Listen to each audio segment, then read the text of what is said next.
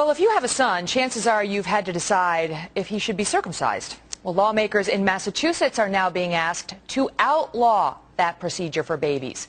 If the measure passes, parents could go to jail for 14 years if they decide to have their baby boys circumcised.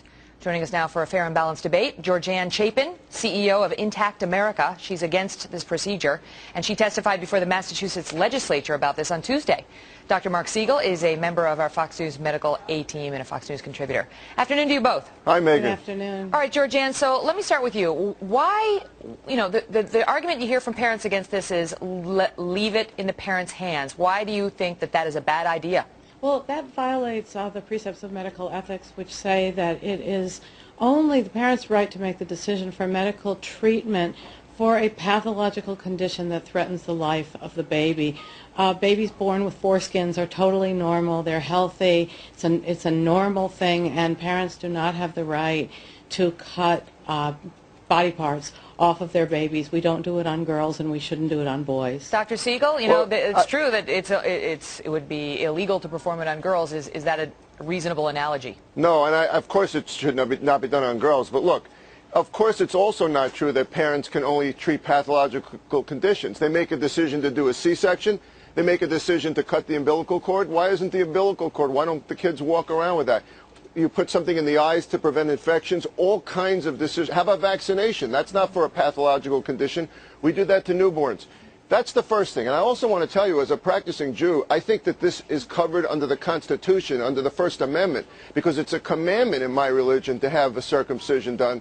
And you'd have to prove to me that there's medical harm here to be able to take away my right to have a circumcision on my son. Georganne, that was a point a lot of our emailers raised yesterday, as well, in the Jewish faith in particular. Your response? Of course, the courts have held regularly that that people can believe whatever they want, but that they cannot put their children at risk because of those beliefs. We believe that removing a healthy body part is not a decision that a parent should make, that the child should be left to adulthood to make that decision for himself. Megyn, I want to Dr. Siegel, speak to the medical risks of this. I want to talk to the medical argument for a second. You know, the risk is 1 in 100 of getting phimosis, a condition before adulthood where you get so much strictures from recurrent infections that you have to have an adult circumcision, which has a lot more medical complications. You cut down on the risk of herpes and HPV by 30%, and many studies in Africa have shown that you cut down on the risk of HIV transmission by circumcising the child. So it's a great medical advantage to have a circumcision. So I believe it's a medical procedure in addition to a religious procedure. The risk of complications is very, very low.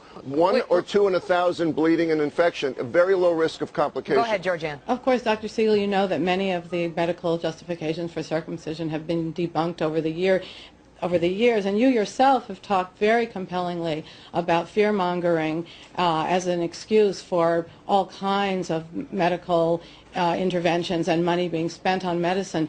The truth is that the only way to prevent sexually transmitted infections is through safe sex or abstinence.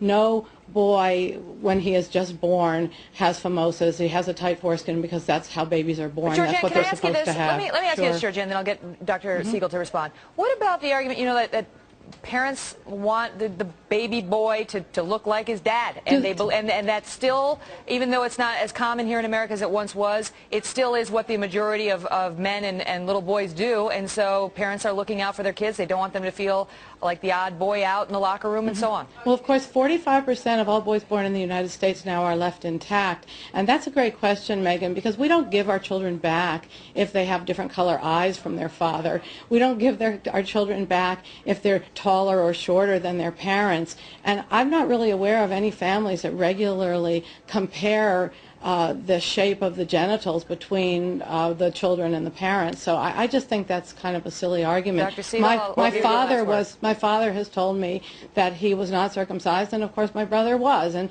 that's because it became a kind of imperative, a cultural imperative. Okay. So I don't think that's a good reason. Megyn, I like the compliment on fear-mongering, but frankly I think the fear-mongering here is on the side of making parents afraid of having circumcision. The sexually transmitted disease argument is not a minor one, and it's in the last 2 years that the biggest study came out in Africa. Not everyone uses a condom, and it does cut down on the risk of sexually transmitted diseases, and there are risks of infection from being uncircumcised. There are risks of infection from being circumcised. And it should should be a choice here. You know, I'm not saying everyone has to be circumcised. It should be the parent's choice. I believe it should be a choice, and I believe it should be the choice of the person who's going to live with the consequences forever. Gotta go. I mean, to speak to that point, that there is the research that obviously it's much more traumatic when it happens to an older, much more traumatic, older male than younger. That's completely debatable. All right, thank you, Georganne and Dr. Marc. We appreciate you both being here. Very good debate on both sides. All the best. What do you folks think? You can email me at kelly@foxnews.com. I know. I mean, the subject is a little uncomfortable, isn't it? Right, but